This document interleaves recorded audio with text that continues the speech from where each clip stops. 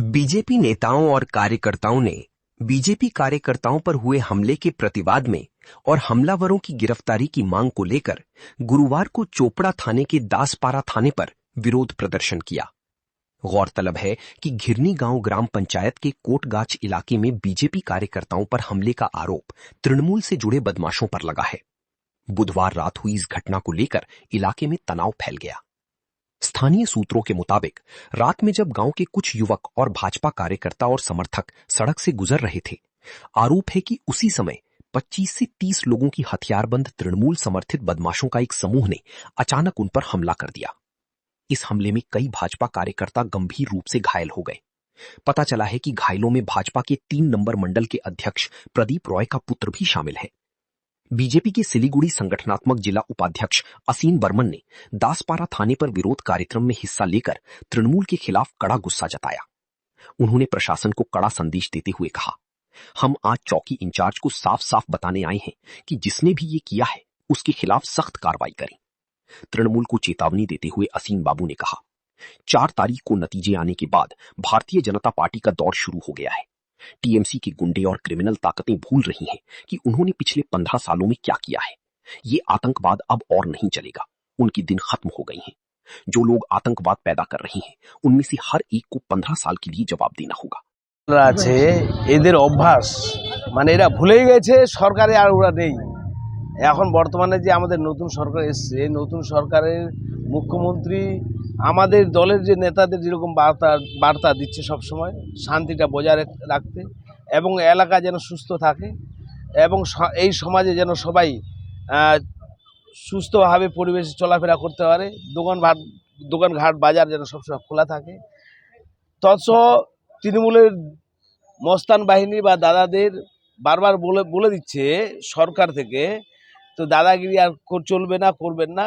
কিন্তু তৃণমূলের দাদারা এখনও ওই সন্ত্রাসটাকে বজায় রাখার চেষ্টা করছে এই কোটগোজ এলাকায়। তো যেই সব কোটগোজ এলাকায় যে তৃণমূলের দাদারা বা মস্তানরা আছেন তাদেরকে আমি বলতে যাচ্ছি, আপনারা সাবধান হয়ে যান। কোটগোজটাই গোটা পশ্চিমবঙ্গ না, আপনারা গোটা পশ্চিমবঙ্গে আপনাদের ঘুরতে হবে। প্রশাসন ব্যবস্থা আছে আমাদের, প্রশাসন ব্যবস্থা ওনাদের। যদি সন্ত্রাস করে আমাদের দলের ছেলেদের উপরে, আমরা তাদের বিরুদ্ধে আইনানুগ ব্যবস্থা নেওয়ার চেষ্টা করব।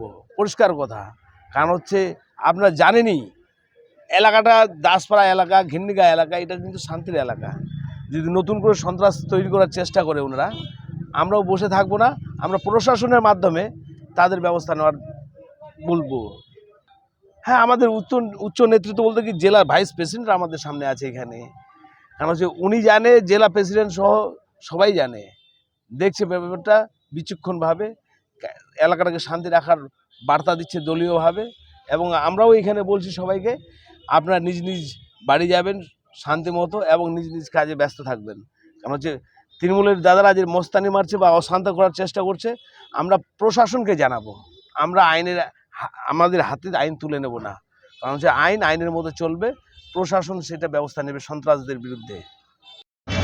থানা আসা উদ্দেশ্য হচ্ছে, জানেন গত রাত্রি কোটগোজে টিএমসির কিছু গুন্ডা বাহিনী আমাদের প্রেসিডেন্ট প্রদীপ রায়ের ছেলে এক চার দোকানে ওরা বসেছিল, ওখানে মন্দিরে গেছিল তার ছেলে।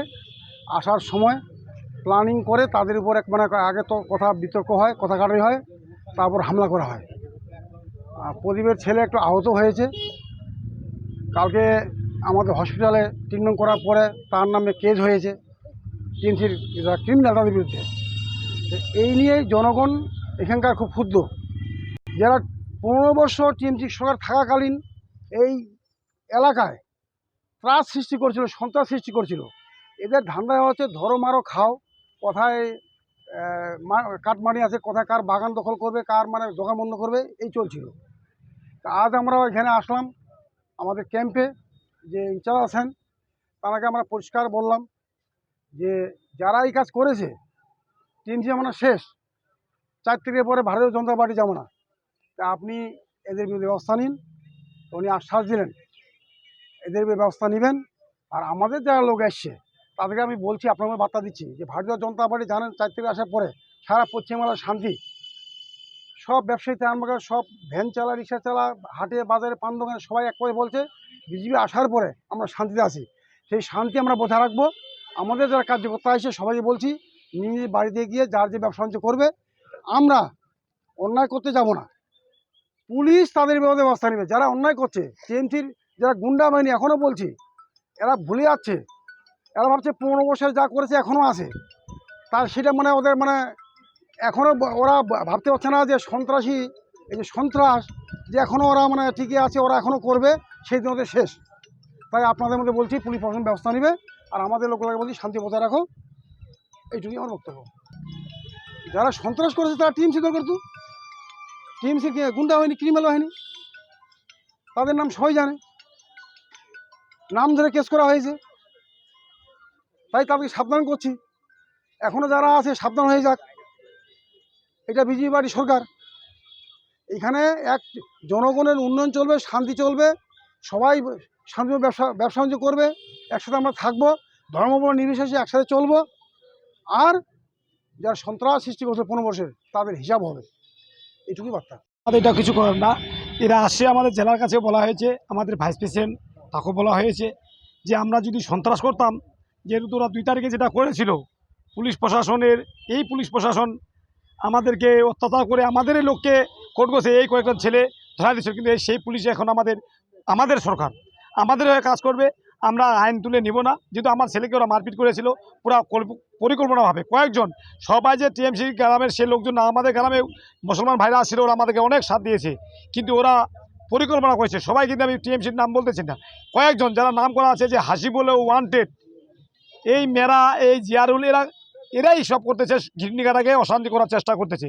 তাই আপনাদের মাধ্যমে বলতে যাচ্ছি, বিজেপি এখন যদি অশান্তি করতো তো অনেক কিছু হতো, কিন্তু এখনও আমরা মার খেয়ে আছি, আমরা অশান্তি করতে চাচ্ছি না।